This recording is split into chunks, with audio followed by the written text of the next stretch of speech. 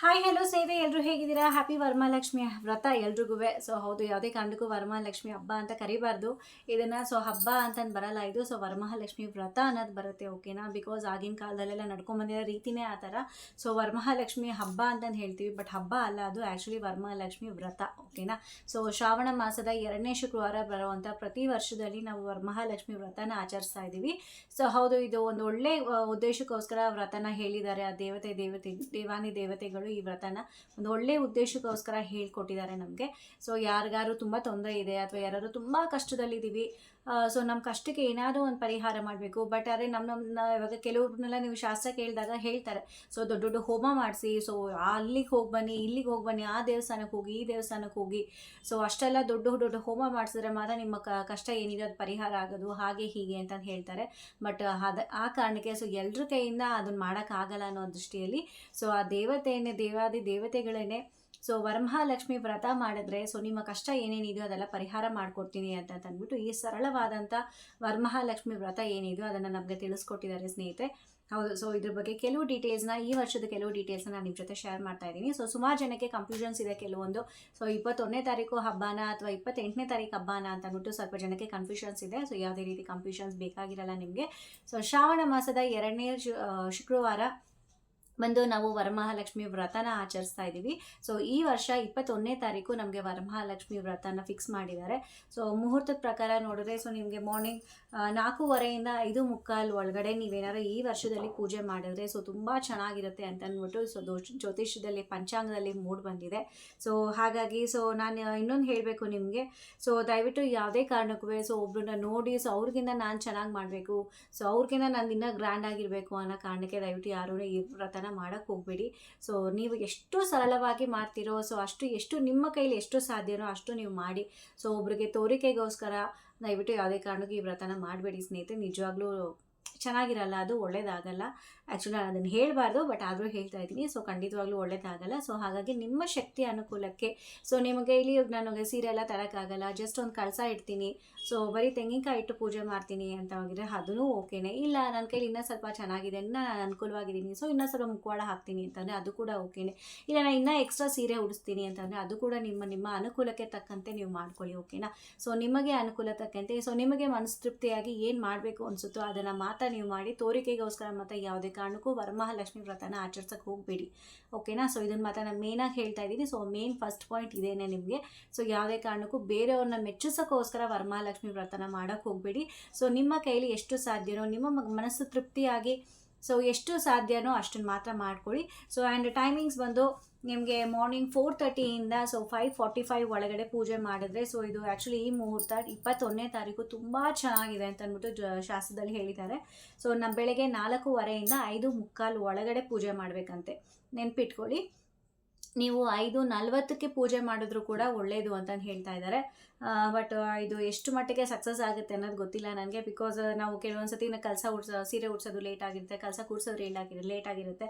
But ಆದಷ್ಟು ಎಲ್ಲರೂ ಸುಮಾರು ಜನ ಈ ಮುಹೂರ್ತದಲ್ಲಿ ಸೊ ಪೂಜೆ ಮಾಡಿ ಮುಗಿಸೋಕ್ಕೆ ಟ್ರೈ ಮಾಡಿ, ಓಕೆನಾ? ಸೊ ಇಲ್ಲ ಅಂತಂದರೆ ಸೊ 7:30 ಗುಳಿಕ ಕಾಲ ಸ್ಟಾರ್ಟ್ ಆಗಿದೆ, ಅದ್ರ ಒಳಗಡೆ ಆದಷ್ಟು ಪೂಜೆ ಮಾಡೋಕ್ಕೆ ಟ್ರೈ ಮಾಡಿ. ಇಲ್ಲ ಅಂತಂದರೆ ರಾವು ಕಾಲ ಎಲ್ಲ ಮುಗಿಸ್ಕೊಂಡು ಮಾಡೋದು ಸರಿ ಹೋಗಲ್ಲ, ಆದಷ್ಟು ಬೆಳಿಗ್ಗೆನೇ ಪೂಜೆ ಮುಗಿಸೋಕ್ಕೆ ಟ್ರೈ ಮಾಡಿ, ಓಕೆನಾ? ಆ್ಯಂಡ್ ಸಂಜೆ ಮೇಲೆ ಹೌದು, ಸೊ ಲಗ್ನ ನಿಮಗೆ ಗೊತ್ತಿದೆ. ಸೊ 5:30 6 ಗಂಟೆ ಒಳಗಡೆ ಪೂಜೆ ಮಾಡಿದ್ರೆ ಒಳ್ಳೆಯದು ಅಂತಂದು ಹೇಳ್ತಾರೆ. ಬಟ್ ಈ ಸತಿ ಏನು ಅಂತಂದರೆ ಸೊ ಸಂಜೆ ಪೂಜೆ ಆ್ಯಸ್ ಯೂಶುವಲ್ ಮಾಡಿ, ಬಟ್ ಸಂಜೆ ಫಸ್ಟ್ ಪೂಜೆಗೆ ಏನಿದೆಯೋ ಅದು ನಿಮಗೆ ಆದಷ್ಟು ಬೆಳಿಗ್ಗೆ ಮಾಡಿದ್ರೇ ತುಂಬ ಶ್ರೇಷ್ಠವಾಗಿರುತ್ತೆ ಅಂತ ಅಂದ್ಬಿಟ್ಟು ಈ ಸತಿ ಪಂಚಾಂಗದಲ್ಲಿ ಮೆನ್ಷನ್ ಮಾಡಿದ್ದಾರೆ, ಓಕೆನಾ? ಸೊ ಹಾಗಾಗಿ ಆದಷ್ಟು 4:15 5:15 ಒಳಗಡೆ ಪೂಜೆ ಮುಗಿಸೋಕ್ಕೆ ಟ್ರೈ ಮಾಡಿ. ಆ್ಯಂಡ್ ಈ ವರ್ಷದಲ್ಲಿ ಸುಮಾರು ಜನಕ್ಕೆ ಸ್ವಲ್ಪ ಕೆಲವೊಂದು ಕನ್ಫ್ಯೂಷನ್ಸ್ ಇರುತ್ತೆ. ಸೊ ಕಲಸಕ್ಕೆ ನಾವು ಯಾವ ಸೀರೆ ಉಡಿಸ್ಬೋದು, ಯಾವ ಕಲರ್ ಸೀರೆ ಉಡಿಸಿದ್ರೆ ಈ ವರ್ಷ ಒಳ್ಳೆಯದು ಅಂತ, ಈ ವರ್ಷ ಶಾಸ್ತ್ರದಲ್ಲಿ ಯಾವ ಕಲರ್ ಸೀರೆ ಬಣ್ಣ ಬಂದಿದೆ ಅಂತ ನಾನು ತಿಳಿಸ್ಕೊಡ್ತಾ ಇದ್ದೀನಿ ನಿಮಗೆ. ಸೊ ಈ ವರ್ಷ ಬಂದು ಶಾಸ್ತ್ರದಲ್ಲಿ ಹಸಿರು ಸೀರೆನ ಉಡಿಸ್ಬಾರ್ದಂತೆ, ಓಕೆನಾ? ಸೊ ಕೆಲವೊಂದು ಸತಿ ನಾವು ಹಸಿರು ಸೀರೆನ ಉಡಿಸ್ತೀವಿ ಸೊ ಕಳಸಕ್ಕೆ ಅಲ್ವಾ, ಹಾಗಾಗಿ. ಬಟ್ ಈ ವರ್ಷ 21ನೇ ತಾರೀಕು ಹಬ್ಬ ಆಚರಿಸೋರಿಗೆ ನಾನು ಇದನ್ನು ಹೇಳ್ತಾ ಇರೋದು. 21ನೇ ತಾರೀಕು ಯಾರ್ಯಾರು ವರಮಹಾಲಕ್ಷ್ಮಿ ವ್ರತನ ಆಚರಿಸ್ತಾ ಇದ್ದೀರೋ ಅವ್ರಿಗೆ ಹಸಿರು ಬಣ್ಣದ ಸೀರೆನ ದಯವಿಟ್ಟು ಯೂಸ್ ಮಾಡಬೇಡಿ. ಸೊ ಈ ವರ್ಷ ಪಂಚಾಂಗದಲ್ಲಿ ಹಸಿರು ಬಣ್ಣ ಸೀರೆ ಬಂದಿಲ್ಲ, ಓಕೆನಾ? ನಿಮಗೆ actually red, yellow, white, pink, orange and golden colour ಬಂದಿದೆ. ಸೊ ಇದರಲ್ಲಿ ಫಸ್ಟ್ ಪ್ರಿಫರೆನ್ಸ್ ಬರೋದು ಯೆಲ್ಲೋ, ಪಿಂಕ್, ಗೋಲ್ಡನ್ ಕಲರ್ ಮತ್ತು ಆರೆಂಜ್. ಓಕೆನಾ. ಸೊ ಈ 4 ಬಣ್ಣದ ಸೀರೆಗಳನ್ನ ನೀವೇನಾದ್ರು ಕಲಸಕ್ಕೆ ಉಡಿಸ್ಬಿಟ್ಟು ಈ ವರ್ಷ ಪೂಜೆ ಮಾಡಿದ್ರೆ ತುಂಬ ಒಳ್ಳೇದಾಗುತ್ತೆ ಅಂತ ಅಂದ್ಬಿಟ್ಟು ಪಂಚಾಂಗದಲ್ಲಿ ಬಂದಿದೆ. ಸೊ ಹಾಗಾಗಿ ಯಾರಾದರೂ ಇನ್ನೂ ಸೀರೆ ತೊಗೊಂಡಿಲ್ಲ ನಾವು ಅನ್ನೋಗಿದ್ರೆ ಆದಷ್ಟು yellow, pink, golden and orange ಬಣ್ಣದಲ್ಲಿ ಸೀರೆನ ಟ್ರೈ ಮಾಡಿ. ಆ್ಯಂಡ್ ಗ್ರೀನ್ ಮಾತ್ರ ಯಾವುದೇ ಕಾರಣಕ್ಕೂ ಈ ವರ್ಷ 21ನೇ ತಾರೀಕು ಯೂಸ್ ಮಾಡಬೇಡಿ. ಓಕೆನಾ. ಆ್ಯಂಡ್ 28ನೇ ತಾರೀಕು ಯಾರ್ಯಾರು ವರಮಹಾಲಕ್ಷ್ಮಿ ವ್ರತನ ಆಚರಿಸ್ತಾ ಇದ್ದೀರಾ. 21ನೇ ತಾರೀಕು ಅನಿವಾರ್ಯ ಕಾರಣಕ್ಕೆ ನನ್ನ ಕೈಲಿ ವ್ರತ ಮಾಡೋಕ್ಕಾಗಲಿಲ್ಲ. ನಾನು ಬಂದು 28ನೇ ತಾರೀಕು ನಾನು ವ್ರತನ ಮಾಡ್ತೀನಿ ಅಂತ ಹೇಳೋರು 28ನೇ ತಾರೀಕು ಗ್ರೀನ್ ಕಲರ್ನ ಯೂಸ್ ಮಾಡ್ಕೊಬೋದು. ಓಕೆನಾ. ಬಟ್ 21ನೇ ತಾರೀಕು ಗ್ರೀನ್ ಕಲರ್ ಬೇಡ ಅಂತಂದು ಹೇಳಿದ್ದಾರೆ. ಇದೊಂದು ಇನ್ಫಾರ್ಮೇಷನ್ನ ನಾನು ನಿಮ್ಗೆ ಹೇಳ್ತಾ ಇದ್ದೀನಿ. ಇದು ಬಿಟ್ಟೆ ಆ್ಯಸ್ ಯೂಶ್ವಲ್ ಎಲ್ರಿಗೂ ಗೊತ್ತೇ ಇದೆ ಕಳಸ ಹೇಗೆ ಕೂಡ್ಸೋದು, ಏನು ಮಾಡೋದು ಅಂತಬಿಟ್ಟು ಎಲ್ರಿಗೂ ಗೊತ್ತೇ ಇದೆ. ಕಳಸದಲ್ಲಿ ಅದನ್ನು ಹಾಕಬೇಕು, ಇದನ್ನು ಹಾಕಬೇಕು, ಆ ಬೇರ್ ತಂದು ಹಾಕಬೇಕು, ಆ ಕವಡೆ ಹಾಕಬೇಕು, ಅದು ಇದು ಸುಮಾರು ಇದ್ದಾವೆ ಸ್ನೇಹಿತರೆ. ನಾನು ಹೇಳೋದು ಒಂದೇ ಎಲ್ರಿಗೂ, ಯಾವುದೇ ಕಾರಣಕ್ಕೂ ಜಾಸ್ತಿ ತಲೆ ಕೆಡಿಸ್ಕೊಂಡು ಯಾರೋ ಅದನ್ನು ಹೇಳಿದ್ರು ಇದನ್ನು ಹೇಳಿದ್ರು ಅನ್ನೋ ಕಾರಣಕ್ಕೆ ಯಾವುದನ್ನು ಮಾಡೋಕ್ಕೆ ಹೋಗಬೇಡಿ. ಕಲಸಕ್ಕೆ 5 ಪದಾರ್ಥ ಹಾಕಿದ್ರೆ ಮೇಯ್ನಾಗಿ ಅದೇ ಸಾಕು. ಎಲ್ರಿಗೂ ಎಲ್ಲ ಅನುಕೂಲನೂ ಇರಲ್ಲ. ಓಕೆನಾ. ಹಾಗಾಗಿ ಮನಸ್ಸು ತೃಪ್ತಿಯಾಗಿ ಅರಿಶಿನ, ಕುಂಕುಮ, ಹೂವು, ಅಕ್ಷತೆ ಆ್ಯಂಡ್ ಕಾಯಿನ್. ಓಕೆನಾ. 5 ರೂಪಾಯಿದು ಒಂದು ತಾಮ್ರದ ಕಾಯಿನ್ ಬರುತ್ತಲ್ಲ, ಅದನ್ನು ಹಾಕಿ ಈ 5 ಪದಾರ್ಥನ ಹಾಕಿ. ಮೇಯ್ನಾಗಿ ಬೇಕಾಗಿರೋದು ಈ 5 ಪದಾರ್ಥ. ಈ 5 ಪದಾರ್ಥನ ಹಾಕಿ ನೀವು ಭಕ್ತಿಯಿಂದ ತೆಂಗಿನಕಾಯಿ ಇಟ್ಟು ಕಲಸಕ್ಕೆ ನಿಮಗೆ ಎಷ್ಟು ಸಾಧ್ಯನೋ ಅಷ್ಟು ಅಲಂಕಾರ ಮಾಡಿ ನೀವು ಪೂಜೆನ ಮುಗಿಸಿದ್ರೆ ಖಂಡಿತವಾಗ್ಲೂ ಅದೇ ಆ ದೇವಿಗೆ ಮನಸ್ತೃಪ್ತಿಯಾಗಿ ಸ್ವೀಕಾರ ಮಾಡ್ತಾರೆ. ಹಾಗಾಗಿ ದಯವಿಟ್ಟು ನಿಮ್ಮ ಅನುಕೂಲಕ್ಕೆ ತಕ್ಕಂತೆ ಇನ್ನೂ ಎಕ್ಸ್ಟ್ರಾ ನನಗೆ ಅನುಕೂಲ ಇದೆ ನಾನು ಮಾಡ್ತೀನಿ ಅನ್ನೋಗಿದ್ರೆ ಅದ್ರ ಜೊತೆಗೆ ಡ್ರೈ ಫ್ರೂಟ್ಸ್ನ ಹಾಕ್ಬೋದು. ಎಲ್ಲ ಥರದ್ದು ಡ್ರೈ ಫ್ರೂಟ್ಸನ್ನು ಒಂದೊಂದು ಹಾಕಿ ಒಂದು ವೇಳೆ ಅದಕ್ಕೂ ಮೀರಿ ನನಗೆ ಇನ್ನೂ ಶಕ್ತಿ ಇದೆ, ನಾನು ಇನ್ನೂ ಗ್ರ್ಯಾಂಡಾಗಿ ನಾನು ಎಲ್ಲನೂ ಹಾಕಿ ಮಾಡ್ತೀನಿ ಅನ್ನೋರು ಎಸ್ ಈ ಕವಡೆ ಅದು ಇದು ಮಾರ್ಕೆಟಲ್ಲಿ ರೆಡಿ ಪ್ಯಾಕೆಟೇ ಸಿಗುತ್ತೆ, ಒಂದು ಸೆಟ್ಟೇ ಬರುತ್ತೆ ನಿಮಗೆ.